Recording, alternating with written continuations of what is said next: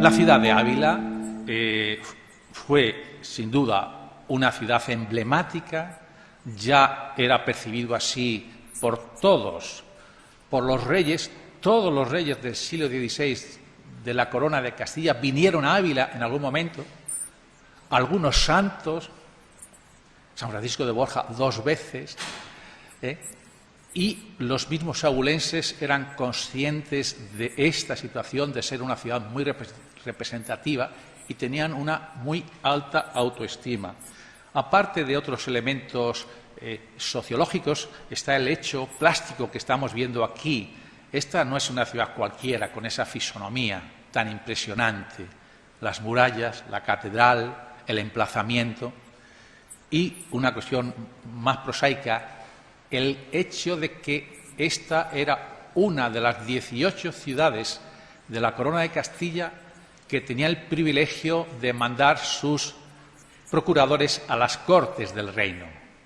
Como vemos, por ejemplo, el norte no tenía ninguna ciudad, de Andalucía los grandes reinos, Castilla-La Mancha, Extremadura, nada, la mayoría se concentraban en lo que hoy se llama Castilla la Vieja, incluyendo la zona de Toledo.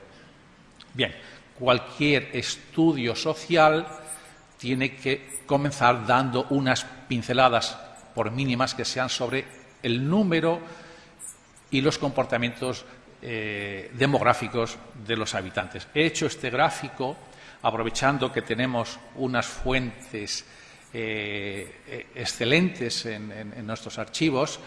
Estas son fuentes de origen fiscal, son padrones para repartir impuestos, pero que en la ciudad de Ávila hay 80 para 100 años del siglo XVI. Algunas líneas las veis menos nutridas, también no he hecho todas. Y aquí vemos, he señalado 2 referencias. El nacimiento de la Santa, en 1515, y su muerte.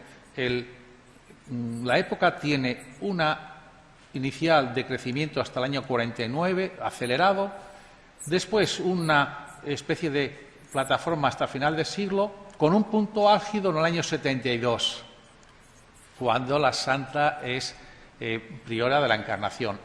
Ese momento significa unos 13.000 habitantes, el momento del año 72.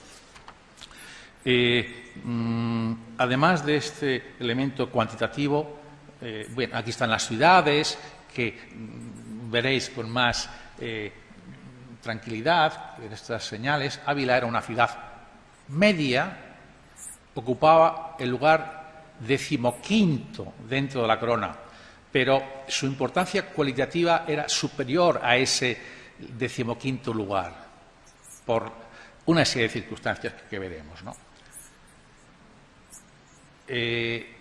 Una prueba de esta consideración es que cuando Felipe II encarga a un flamenco magnífico paisajista que haga unas vistas, que se decía, de determinadas ciudades, Ávila es una de ellas.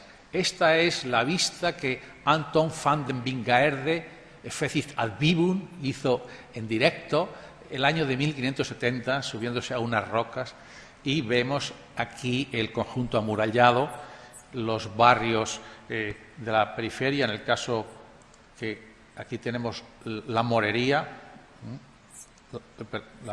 en el sur, y luego la Encarnación, que estaba en esos momentos aislada, no tenía naturalmente edificios a su alrededor. Además de la cantidad, nos interesan los comportamientos demográficos. Aludo a los más significativos. Edad al casarse, las mujeres 22 años, los hombres 25, un poco antes de lo que se hacía en Europa, porque en Europa ya estaba muy llena y el mecanismo para reducir la natalidad era retrasar la edad de matrimonio.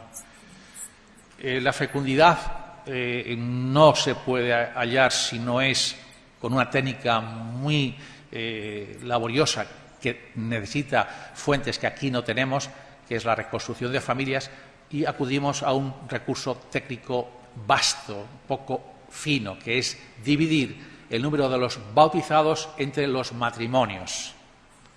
y nos sale 4,5, fecundidad bruta. Fecundidad bruta, que no equivale a número de miembros de la familia, 4,2 más el padre y la madre, 6,5. No.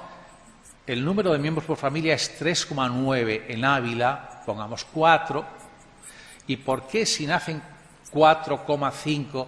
Pues porque se morían muchísimos. Hasta el siglo XVIII,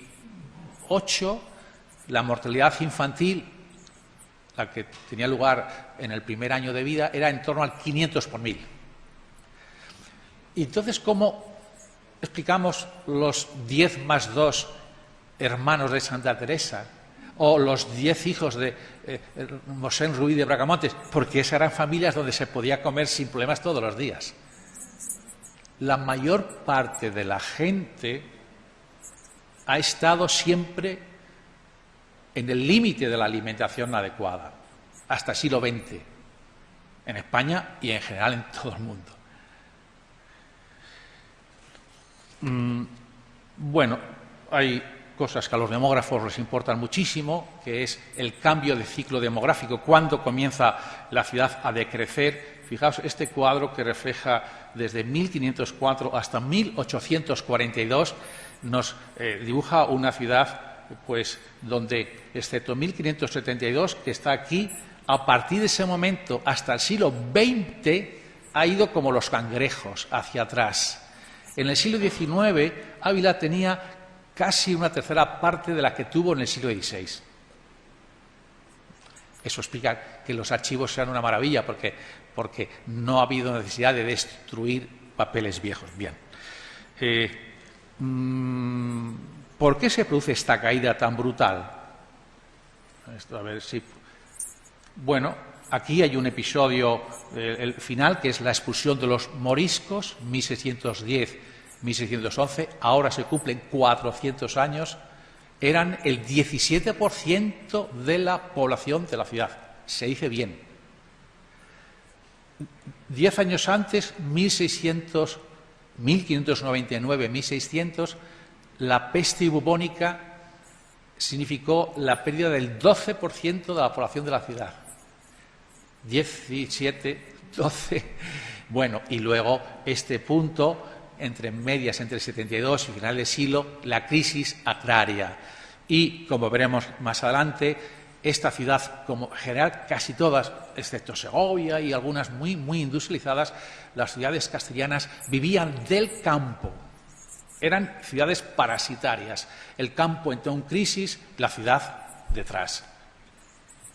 Y también hay un elemento coyuntural que más que cuantitativo era cualitativo, y es que muchos nobles se marcharon a la corte, a Madrid, que estaba ahí al lado, incluso a Valladolid en algún momento, que también estuvo, y se llevaron sus casas con sus rentas y todo. Bien.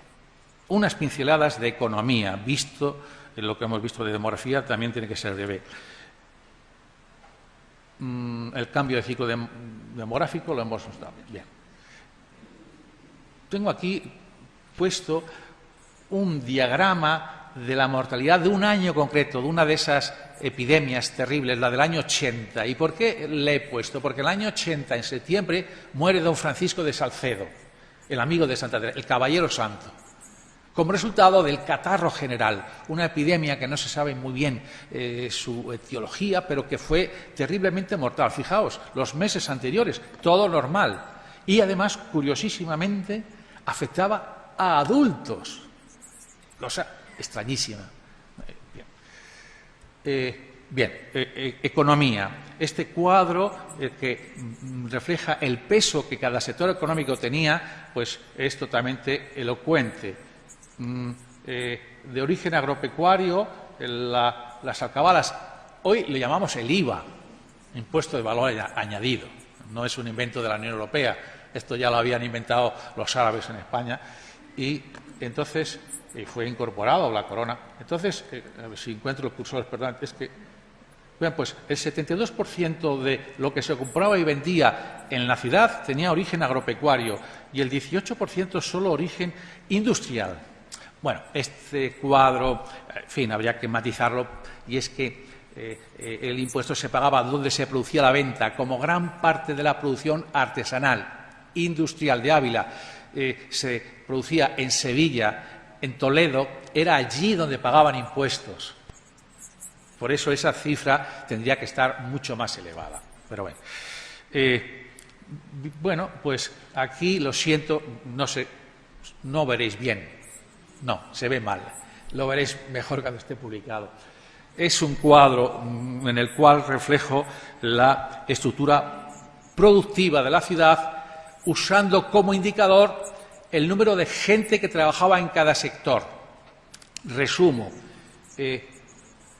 A la industria se dedicaban el 54% de los activos. Esta era una ciudad industrial. Segovia mucho más, pero Segovia, que estaba a la cabeza, pues después venía seguida de Cuenca, de Ávila, de Córdoba, las grandes ciudades industriales de la época. El sector servicios 38% y el sector agrario el 6%, casi nada. Esto no es contradictorio con lo que antes dije de la importancia de la agricultura. La agricultura se producía en las zonas rurales, donde, por cierto, vivía la inmensa mayoría de la población. Eso de vivir en las ciudades, eso es una cosa muy reciente en la historia de la humanidad. En Ávila y provincia, el 6% vivía en la ciudad y el 94% en la provincia. Bien. Claro, tiene muchísimo interés este cuadro, pero no nos da tiempo.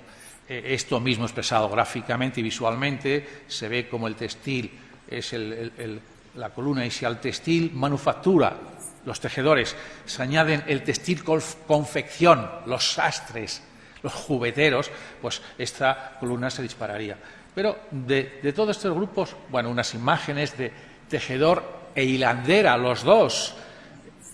Para que hubiera un tejedor tenía que haber alguien que hiciera los hilos. Esa era una actividad exclusivamente femenina. Y luego los zapateros, aunque estos son zapateros de la fase fina, el hacer zapato, que era una fase mucho más fina respecto al curtidor que se peleaba con las pieles, con los cueros vacunos que venían con sus pieles y sus huesos. Bien. Profesiones vinculadas a la instrucción y a la difusión de la cultura, una cuestión importante. Bueno, ahí lo vemos, el año de máxima, en fin, gente dedicada es el año 65, y el sector es el de maestros. Maestros, no tanto maestros municipales, sino gente que, unos maestros municipales, otros profesores particulares, que decíamos ahora. En todo caso, pues esto expresado de esta manera, el número de gente que se dedicaba a la cultura tiene su punto álgido en el año 60 y pico. No voy a detenerme en explicar por qué después de ese momento hay cada vez menos gente dedicada a la cultura. Tiene que ver con el miedo a la letra impresa, con ese cambio de mentalidad que se produce en la España, que se cierra ante el temor a la herejía. Es lo que representa la figura de Felipe II. Bueno, los maestros, solo los maestros, quitando otra gente que producía cultura, como libreros, etcétera, veis que el año 61 es... Bien, pues hemos hablado de la importancia de la agricultura y hay que ver dónde iba pues, lo que un campesino producía. El objeto de este cuadro es reforzar la tesis de que la mayor parte de lo que producía la gente del campo terminaba recalando en las ciudades y beneficiando a sus habitantes, a los de las ciudades. El diezmo, bueno, hay otro cuadro aquí al siguiente, la mayor parte de los beneficiarios del diezmo habitaban en la ciudad. El cabildo catedralicio, muchísimos párrocos vivían en la ciudad. Era increíble el absentismo parroquial que había. La parroquia de Santo Domingo, solo una parroquia de las 8, le he encontrado que tenía 19 feligreses que eran párrocos de otros tantos pueblos. Se venían aquí, ponían un teniente de cura al que pagaban la mitad de sus ingresos y aquí él era capellán de una, de dos, de tres capellanías y además vivía en la ciudad. El diezmo, la renta, el 25% es lo que pagaba el campesino al propietario de la tierra. Es un trabajo ímprobo el que estoy haciendo con eso para saber este dato. Impuestos he calculado el 10%, la simiente el 20%. ¿Cómo? ¿Tanto? Sí, increíblemente, la productividad era de 5 por 1. Dicho gráficamente, de cada grano que se sembraba, salían 5. De los 5 que salían, 1 había que reservarlo para volverlo a enterrar y podías disponer de 4. Eso es el 20%, 1 de cada 5. Deudas, 5 y subsistencia familiar, solo una tercera parte o menos de lo que del montón de la era para la familia. Lo demás, en fin. Este gráfico lo he traído porque era tal el problema que había con la subsistencia de la gente que con frecuencia los campesinos se comían lo que deberían haber guardado para sembrar. Y llegado el momento de la sementera no había simiente. Entonces se resucita, bueno, se aplica aquí una institución también de origen árabe, la alhóndiga, que era un silo, un depósito, en el que, bueno, pues aquí se constituye con una aportación inicial graciosa de los poderosos. El padre de Santa Teresa fue uno de los que dio unas cuantas fanegas, y luego ya con ese fondo inicial se hacía préstamo a ese campesino que no tenía para sembrar, con el compromiso de que al recogerse la cosecha había que devolver lo prestado y un poquito más. Esa era la alhóndiga, este inmueble espléndido que lamentablemente desapareció a finales del siglo XIX porque estaba delante del gran fetiche de la ciudad, las murallas. En fin, esta es una fotografía de 1860. Santa Teresa lo vería más bonito. Las almenas seguro que se conservaban todavía. La muralla era un poquito más joven entonces. Estas casas eran recién hechas, son de 1516-17, estas casas, cuando nace Santa Teresa, pero claro, a la altura de 1860, cuando vino Clifford, un fotógrafo francés, a hacer esta foto, esas casas ya eran viejas. Hoy ya ni siquiera esas existen. El diezmo, ¿cómo se distribuía? Bueno, había muchas variedades, pero grosso modo lo sustancial era esto. El préstamo, que se llamaba así, o sea, un tercio o 3/9, eran para el cabildo y el obispo. Era el préstamo. Y después otro tercio, otro 33% para el párroco y los beneficiados que trabajaban allí con él, coadjutores, etc.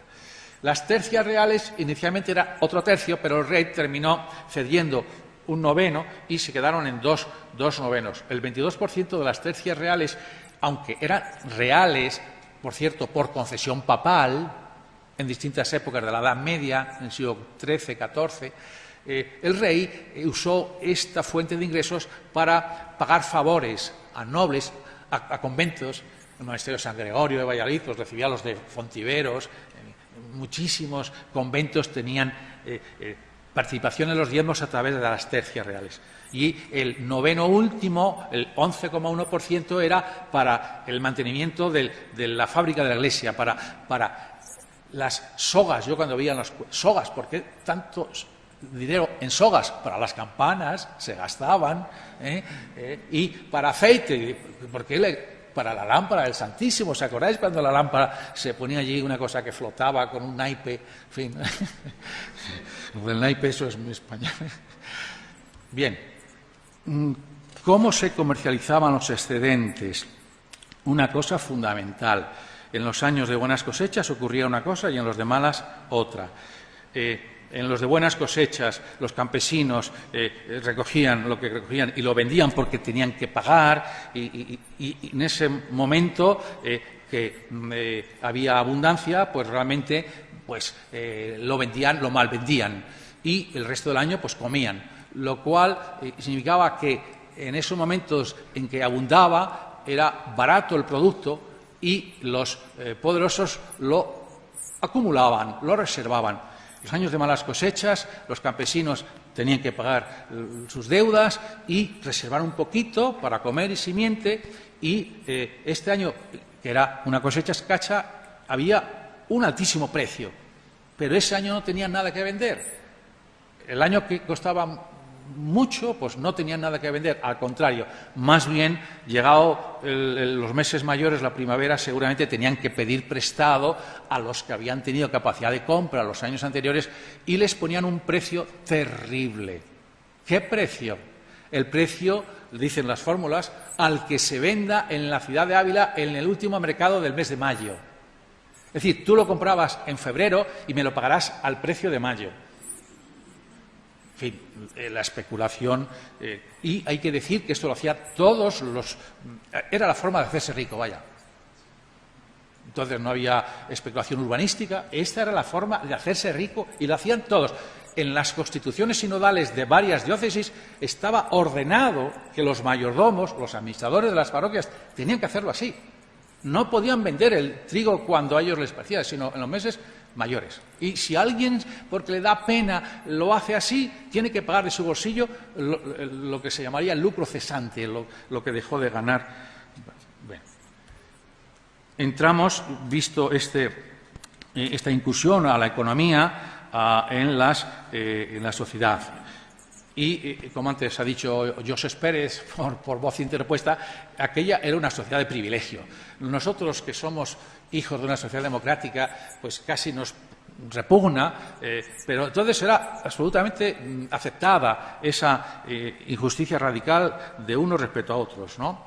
Había 3 estamentos, en principio cerrados, 2 de ellos privilegiados, los nobles y los clérigos, y el tercer estamento, el no privilegiado, que era mayoritario. Las características de los hidalgos y nobles, noble era el segmento más acomodado dentro de los hidalgos, ¿no? Ellos se atribuían el máximo honor social, se lo atribuían, decían que venían de la pata de don Pelayo, en fin, sus orígenes, ¿no? No pagaban impuestos directos, esto era lo sustancial.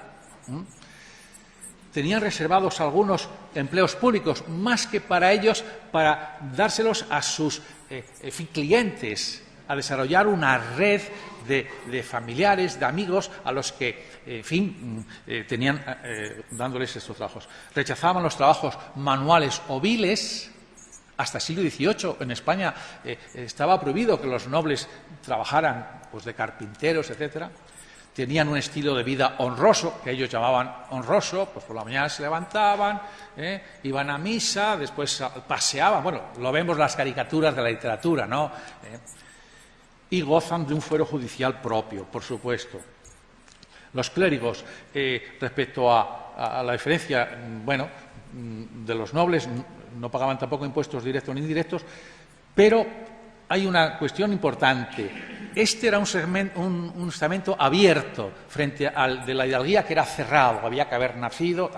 Aquí se podía, siendo hijo de campesino o de un pobre, llegar a ser perfectamente cardenal. Bueno, perfectamente no sé, pero se podía llegar, y de hecho muchas veces ocurría, ¿no? Y había un nivel de exigencias para los clérigos bajísimo, especialmente antes de Trento. Y después de Trento también, porque las disposiciones de Trento no se cumplieron pronto. Una de las primeras ciudades de España en tener un seminario fue Ávila, y se fundó en 1590, cuando Trento había acabado el año 64 o así.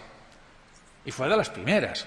El grueso de los clérigos no tenían por qué entender latín, simplemente saber leer latín, un poquito de canto, un poquito de leer y escribir, y esto les aseguraba la subsistencia. Lamentablemente, la mayoría de los eclesiásticos no escogían esa profesión por la vocación. Es así.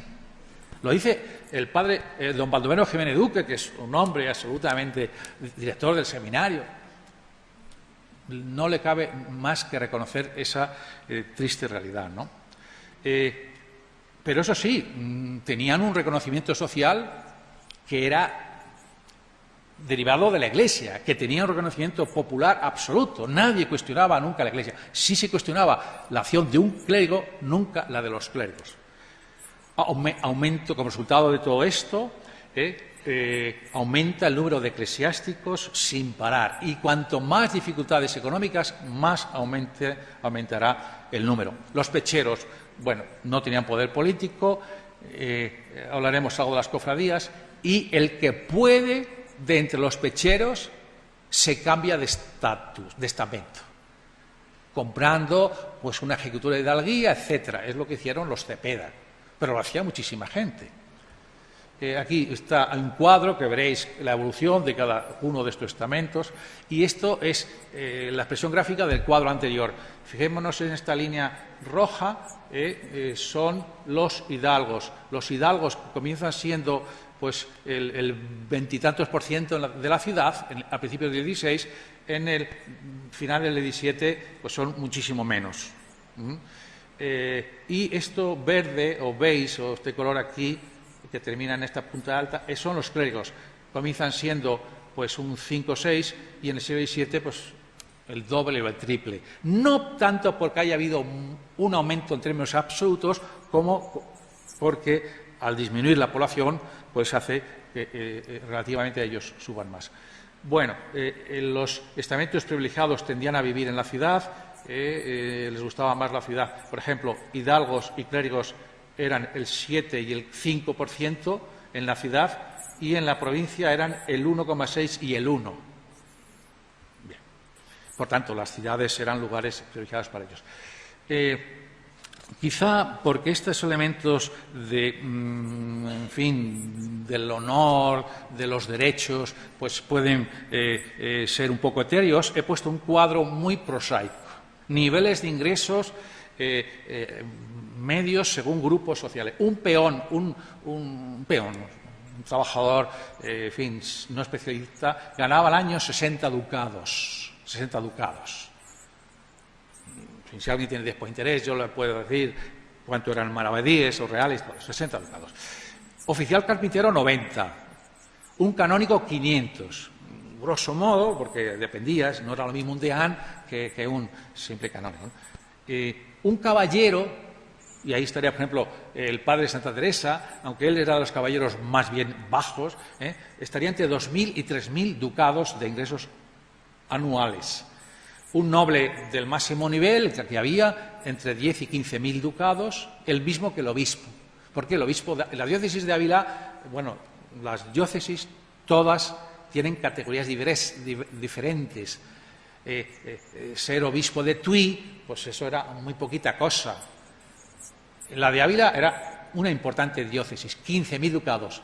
Nada que ver con Toledo, 200.000 ducados. La diócesis más rica de la cristiandad después de Roma, Toledo. Bien, 15.000 ducados. Y el cabildo catedralicio, 28.000 y pico, la contabilidad de un año. Me he leído 100 libros, uno por año, 100 libros de actas. O sea, y cogí ese porque es el que había escogido una persona que lo estudió en su momento. Eran 52 beneficiados, o sea que dividido 28.000 entre 52 a 400 y pico de media. Y ahí había de todo. Bien.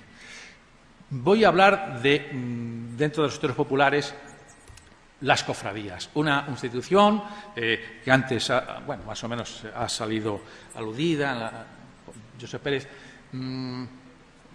He pasado dos.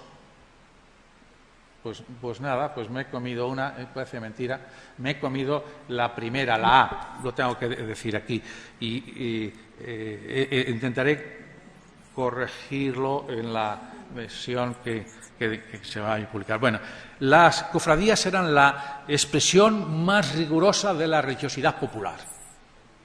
Es así como ellos entendían la religión. Antes se ha hablado de que sea una religión intelectualista o una religión sensitiva. Bueno, pues estos evidentemente optan por lo sensitivo y además por lo externo. Pero las cofradías no eran solamente manifestaciones de religiosidad, eran mucho más. Eran realmente el vehículo de la vertebración social del pueblo. Todo teñido de religiosidad, pero las cofradías organizaban también las fiestas, organizaban los entierros. Eran las instituciones de ayuda mutua. Es decir, sí, un componente religioso, pero muchos otros componentes. tenían una tendencia las cofradías a... ¿Eso tiene que ver conmigo? No. A externalizar sus prácticas. A los españoles del siglo XVI les encantaba muchísimo más organizar procesiones que practicar los sacramentos. Totalmente. Y otra de las cuestiones más interesantes era el papel del comensalismo cofradiero. Los banquetes eran un momento de sociabilidad privilegiado. Y tenían un banquete al menos al año, que eran esperados como gota de mayo. Bueno, algunos eran el único día que comían bien, con lo cual, pues, las autoridades estaban siempre muy enfrentadas. Felipe II también. Yo creo que Felipe II, que aprovechó para prohibir bastantes cofradías, pensó, si no se lo gastan en comer, seguro que pagan mejor los impuestos que yo les pondré. Es lo que a ellos les preocupaba, seguro. Era muy calculador. Bien, el Concilio de Trento, naturalmente, por ejemplo, a la opinión de Juan de Ávila, que era anticofradiero, pues Trento las apoyó. Las apoyó porque eran un antídoto perfecto a aquella religiosidad, aquella frialdad protestante, al intelectualismo de los erasmistas, y esta otra espiritualidad más vehemente, más emotiva, pues. Y luego, por otra parte, eso sí animó a los eclesiásticos a que participaran, intervinieran en las cofradías y estimularan la práctica de los sacramentos. Es decir, hay que transformarlas. Bueno, la verdad es que los laicos se negaron, resistían como uñas la intervención de los eclesiásticos en las cofradías. No metáis aquí las narices. Y hay muchos episodios. El siglo XVII y el XVIII los eclesiásticos finalmente se imponen y van a transformar las cofradías. No era la cofradía un ámbito exclusivamente popular. Era popular, pero todo el mundo era de una cofradía, incluyendo el rey. Bueno, el rey era de varias. Todos los poderosos, los nobles, eran socios de las cofradías. El siglo XVII es el de máximo esplendor, las fiestas, hay fiestas religiosas y fiestas profanas, y las tipologías, que había muchas. Bueno, he hecho un gráfico de la evolución de las tipologías de las cofradías. En el siglo XV, la mayoría, pues 7, son dedicadas a un santo, mi santo. Siglo XV. Y siglo XVI aumentan las dedicaciones, advocaciones a Cristo y a la Virgen, pero cuando realmente se va a producir el cambio es cuando los clérigos se hagan con las cofradías, siglo XVII, donde la religiosidad segmentada, particular, pueblerina de las advocaciones a los santos, pues caen y sube las advocaciones de carácter cristocéntrico y especialmente las marianas. No les gustaba demasiado, pero terminaron reconociendo que el vehículo de la Virgen era maravilloso, porque juntaba las dos perspectivas, la de que es una cosa no particular, por mucho que la gente diga yo soy de Sonsoles, tú eres de la Macarena, pero es la Virgen, y la virtualidad de la Virgen es ser la madre de Cristo, por tanto no dejaba de ser cristocéntrica, de manera que es la que ha terminado imponiéndose. Veis ahí en azul el siglo XVIII, que es donde termina este estudio, ¿no? Sedes de cofradías aquí en la ciudad, esta está aquí muy cerca. Esta cofradía ha quedado acogotada por los edificios actuales que la dejan enana. En fin, no quiero dejar de hablar de la sociedad de Ávila, ni de la de Ávila, ni de la de Segovia en España, si hablo de sociedad de la mujer. Porque antes hemos hablado de la estructura socioeconómica, de las ocupaciones, y todos los que aparecían allí eran hombres.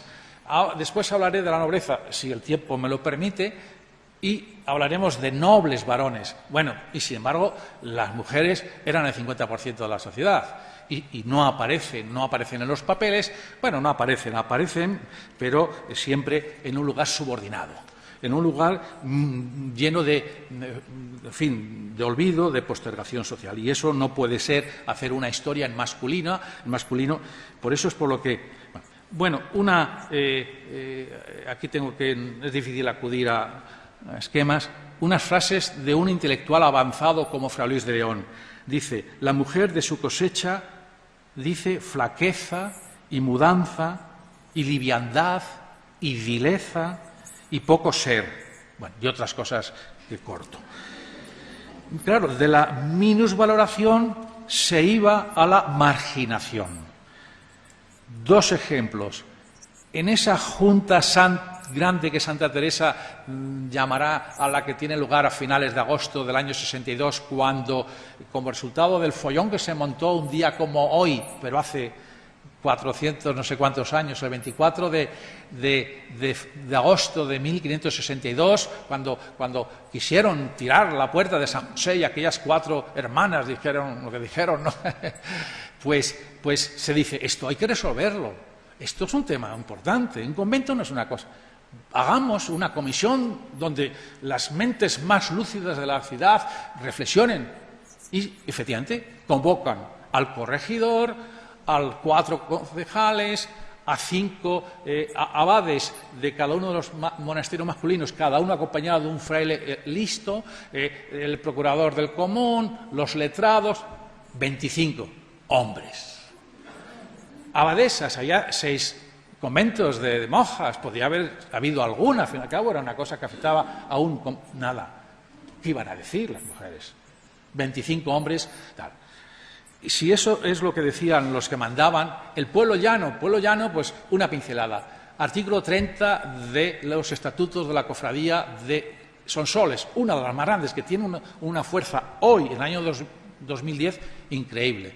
Dice su artículo 30 que las mujeres pueden ser cofrades, lo cual es un avance, pero no pueden asistir a la comida del 15 de agosto, la que se hace en las campas, en los prados de Sonsoles, que, por cierto, si los que no seáis de aquí, aprovechad para ir en un huequecillo, es un sitio maravilloso. Bueno, dice que no pueden ir por cuanto en servicio de Dios, pro e honra de nuestra hermandad, entenderemos hablar algunas cosas secretas, a las cuales no conviene estar a las mujeres, por cuanto en su juicio es difícil y no mucho durable. Aquello de la donna móvil ya, bueno, infravaloradas, marginadas, pero no invisibles. Al contrario, ellas estaban siempre, al menos en la mente de algunos eclesiásticos, con su tentadora sexualidad. Y si no, ¿cómo entender esto que dicen las actas del ayuntamiento de la ciudad de 13 de mayo del 88? Dice, literal, el abad y frailes del monasterio de Santi Spiritus suplican al ayuntamiento que las mujeres que lavan en el río Grajal, por delante y detrás del monasterio, no laven allí, sino más abajo, porque toca a la honestidad de los frailes y decencia del dicho monasterio. En fin, bueno. Y la santa de alguna manera, como mujer de su época, no le quedaba más que participar de alguna manera de estas ideas que estaban difusas. Cuando dice a Ana de Jesús, la priora de Granada, le dice que ella y las hermanas, las demás, están más obligadas a ir como varones esforzados y no como mujercillas. Bueno, hay más veces en que dice cosas de estas. El sinónimo de valentía es ser una mujer varonil. Usa casi expresión. Pero, además de comulgar con el ambiente, tenía ideas propias. Y el momento a mí me parece fundamental es esa frase en El camino de perfección, libro 4, bien es verdad que está tachado, cuando ella, refiriéndose a los inquisidores, dice que como son hijos de Adán y, en fin, todos varones, no hay virtud de mujer que no tengan por sospechosa. No hablo por mí, sino porque veo los tiempos, de manera que no es razón desechar ánimos virtuosos y fuertes, aunque sean de mujeres. Bueno, este texto creo que sería el padre Bañez, le dijo, no, madre, táchelo usted, que se busca la ruina por decir que los inquisidores son machistas, y lo tachó. Está ahí en una nota, en las obras completas. Bueno, de la nobleza, que es otro sector privilegiado, aquí he puesto las mujeres, también con la niña, la mujer enseñando a la hija que pronto empieza en la cocina o en los talleres o en el campo. Ahí la mujer trabajaba eso de que en casa, bueno, por favor, en casa y fuera, siempre, siempre. Y los he tenido que seleccionar este es de Salamanca, ¿no? La nobleza. Había 3 grandes bloques, los títulos así, que eran los marqueses o nobles, los caballeros, que eran esos nobles de medio nivel, que eran los que mandaban en las ciudades, porque los nobles vivían en la corte, y luego los hidalgos normales. Bueno, pues este sería un representante de, que se llama el Marqués de Velada, de hecho está en un libro sobre el Marqués de Velada, porque aquí sí que había 2 personajes de peso, el Marqués de Velada y el Marqués de las Navas. Luego estaban los caballeros, que eran los que gobernaban el ayuntamiento, que eran gente rica y noble, y luego los hidalgos de medio pelo. Algunos de ellos se empobrecieron. ¿Por qué? Pues porque la renta empezó a caer, como eran rentistas, los campesinos no podían pagar y ellos pues detrás. O es posible que alguno de estos hidalgos venidos a menos lo fueran porque no entendían de economía o no querían entender de economía y desatendían sus haciendas. Yo creo que es el caso de Francisco de Salcedo, el Caballero Santo. Francisco Salcedo, que comienza dando un buen regalo a los jesuitas, cuando se muere y deja su testamento a San José, las monjas decían, ¡qué bien! Y bueno, pensando que iba a quedar una herencia estupenda, incluso les quitaron unos ingresos. En realidad, 220 ducados fue lo que dejó de renta. Y era porque seguro que era un hombre venido a menos. Los nobles tenían estos palacios como este, los caballeros como este tenían otros palacios menos nivel, este se llama Miguel del Águila. Por cierto, este palacio sabemos cuánto costó construirlo, 4.000 ducados. La finca de la Serna que compró Lorenzo de Cepeda costó 14.000 ducados. Así que se explican los problemas que tuvo el pobre Lorenzo, y la santa allí aguantando. No te preocupes, hombre, que has hecho una buena inversión porque has comprado la honra para tus hijos, además de... Bien, es que esto 4.000, un palacio estupendo, pero 14.000, mucho más. Bueno, esto era un hidalgo, un licenciado. Los hidalgos también van disminuyendo, ya lo hemos visto, la firma de uno de ellos, el clero. Había 4 estados, decían, que era el obispo, el cabildo, el clero secular y el regular. Del obispo hay que decir que muy pocas veces vivía aquí, era más, en realidad todos los obispos de España eran más funcionarios, se sentían más funcionarios que pastores, porque desde el año 1523 el Papa había concedido a Carlos V el privilegio de que él pudiera nombrar los obispos, algo nunca visto. Y claro, los obispos se debían al Papa, que era quien les había nombrado. En consecuencia, echaban los reyes mano de los obispos muy frecuentemente no residían. Trento impone la residencia, pero aún así no se cumplía. Y bien, pues además, muy frecuentemente los obispos cumplían funciones de servicio al Estado. Por ejemplo, el obispo de Ávila, Álava y Esquivel, uno de los mejores, pues fue presidente de la Real Chancillería de Granada, que es como decir Tribunal Supremo, y después de la de Valladolid, un montón de años. Este es don Álvaro de Mendoza, el gran protector de la Santa. Bueno, este vivía en Olmedo casi siempre, porque allí estaba su hermana, que se llevaba muy bien con él, y Olmedo estaba cerca de la corte, de Medina y tal. Bueno, el cabildo, en fin, miro el reloj, la hora amenaza, no se puede estudiar una ciudad castellana del siglo XVI sin hablar del cabildo.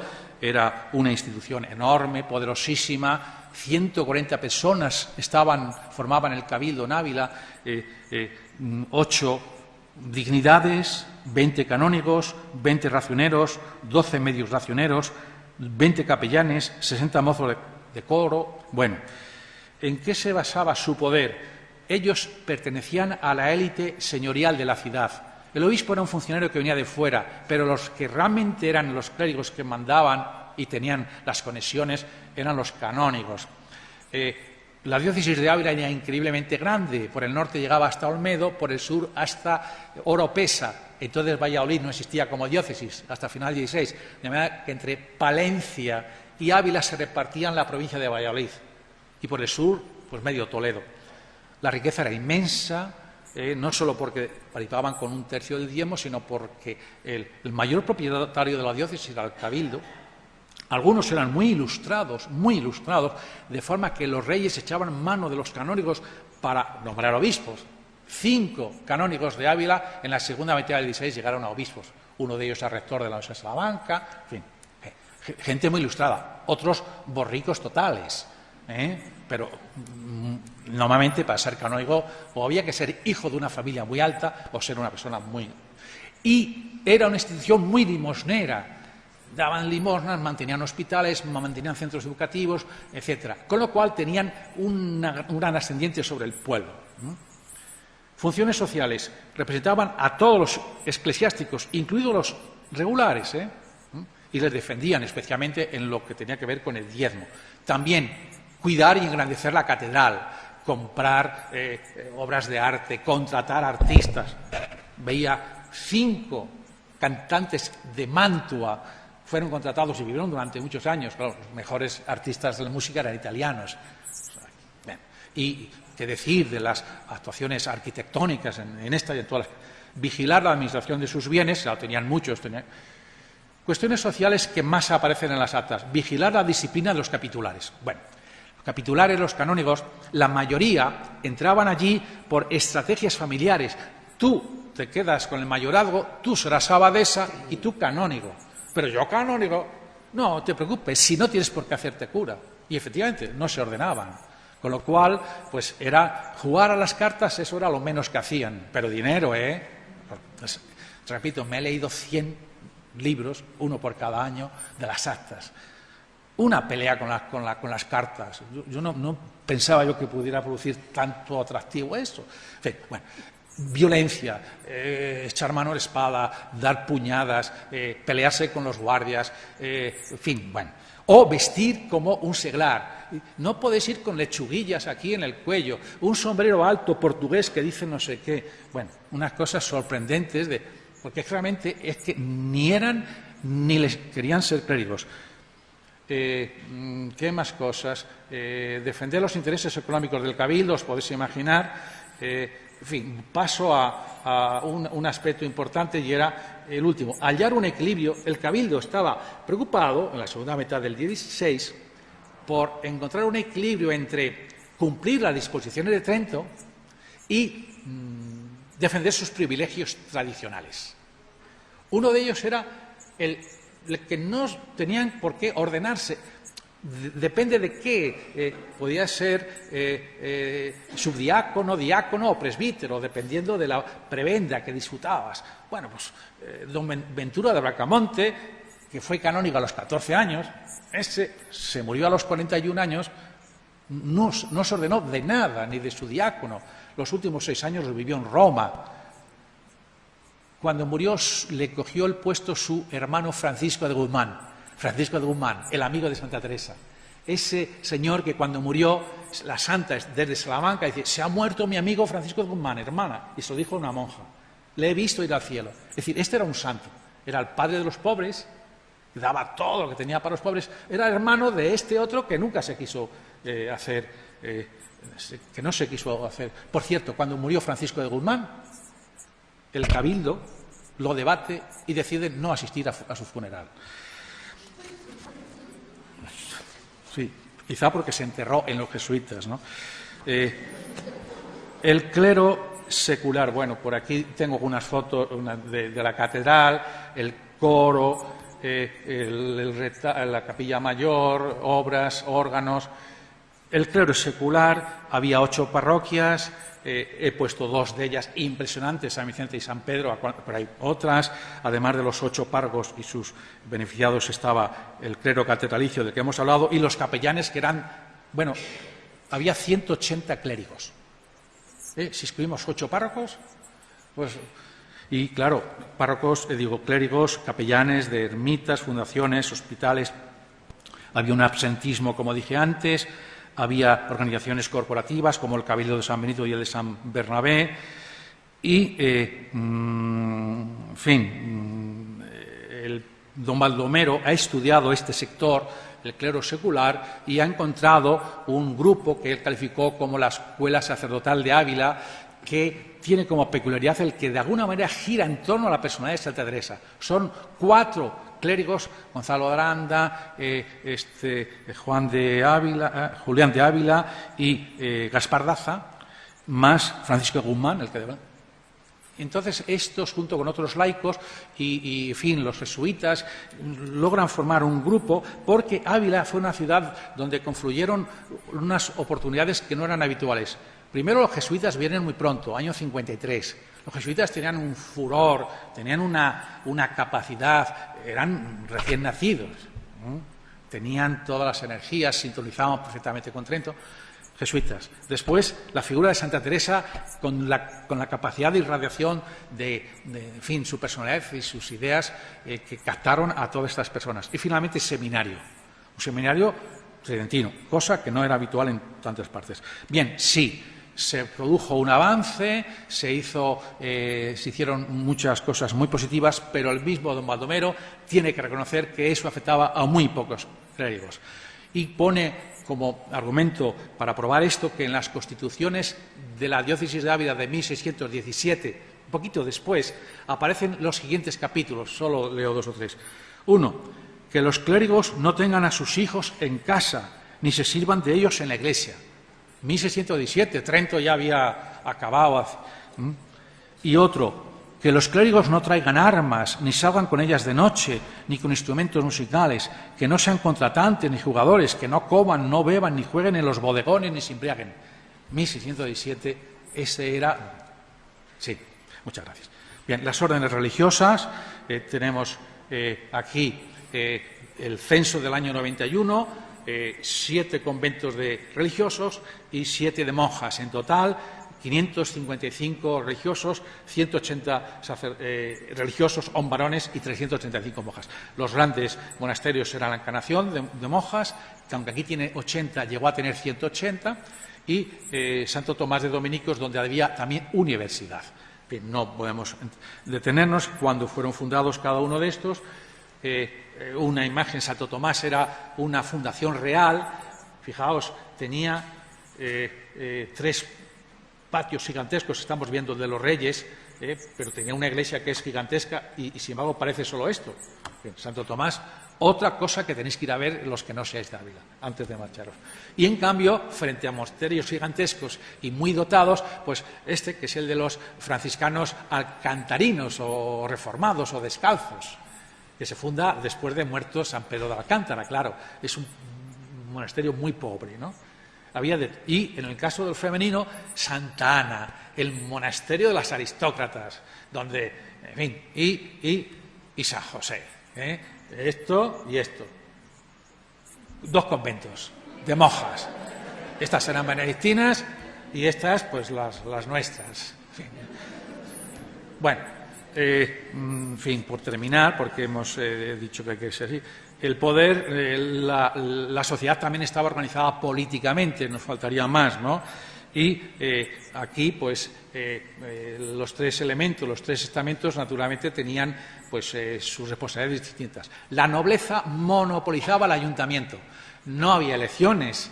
Ser regidor, que es como entonces se llamaban los concejales, pues era una herencia. En el caso de Ávila, en otros lugares había otras formas de llegar al puesto. Y dentro de esto se reservaba esos puestos a la crème de los caballeros. Apenas 8 o 10 familias eran las únicas que tenían derecho a tener asiento en el ayuntamiento y se lo pasaban entre ellos. Tal era la exclusividad de estas familias que dentro de los caballeros, dentro de los nobles acomodados, surgieron movimientos de autoorganización al margen del ayuntamiento. El ayuntamiento, el concejo, el nombre que tenía entonces, se oponía y ahí están luchando durante todo el siglo a ver si esto cuaja. Pero la nobleza en la segunda mitad, el último tercio del siglo XVI, entra en crisis como resultado de que entró en crisis las zonas rurales y, por tanto, ellos tampoco van a tener mucha energía. Bien. Es lo que hemos visto aquí. El común es el nombre que tenía el pueblo llano. Pecheros aludía a que se pagaba por pecho. Claro, ahora decimos por barba, entonces era por pecho. Pagaban los hombres, cabeza de familia, y común era el nombre de comunidad, ¿no? Esta gente, a lo largo del siglo, tuvo intentos constantes de organizarse y desde muy pronto logran tener el procurador general del común, el procurador del común, que era una magistratura, un cargo que tenía que ser escuchado para un montón de cosas, que logró que en el ayuntamiento tener voz, aunque nunca voto. Hubo un problema porque los caballeros del concejo decían: podéis tener procurador, pero tenéis que elegir siempre a uno de los nuestros, a un hidalgo, a un noble. Y los pecheros muchas veces le hicieron caso, le dijeron: mejor tener como defensor un poderoso que en uno de nosotros. Pero una vez dijeron: no, queremos elegir a un pechero. Entonces el rey interviene, Carlos V, y les da la razón: podéis escoger a quien queráis. Bien. Además, había otra batalla que era la de los fieles. Los fieles eran como los inspectores y que vigilaban todo, desde el urbanismo, el abastecimiento, etcétera. Y hasta el momento, hasta mediados del siglo, pues solamente eran puestos reservados para los nobles o sus amiguetes. Y los pecheros dijeron: no, ¿esto por qué? Finalmente van a lograr que de 4, 2 sean pecheros. Bueno, todo esto que digo, estos avances, no tiene nada que ver con lo que ocurrió en Segovia. En Segovia los pecheros, la burguesía, tuvieron victorias desde principios del XVI y la mitad de los asientos del concejo eran suyos. Aquí, 0, ninguno. Y entonces la diferencia entre Segovia y Ávila es que aquella era una gran ciudad industrial. Bien, finalmente, además de los pecheros de la tierra, de la ciudad estaba la tierra. La tierra era una especie de sindicato agrario y, teniendo en cuenta la relación que tenía la ciudad con la tierra, pues, en fin, no se puede tampoco entender la ciudad de Ávila sin entender cómo funcionaba la tierra, cómo estaban constantemente pretendiendo roturar pastos para sembrar, y los señores que tenían rebaños, que estaban aquí, los dueños de los grandes rebaños, se negaban, y hubo conflictos muy gordos, los más duros, porque los campesinos eran muchísimos y ya sabemos que es gente muy paciente, pero cuando se le hartan, explotan, ¿no? Pero aquí no tenemos tiempo de seguir más. Nada más, muchas gracias.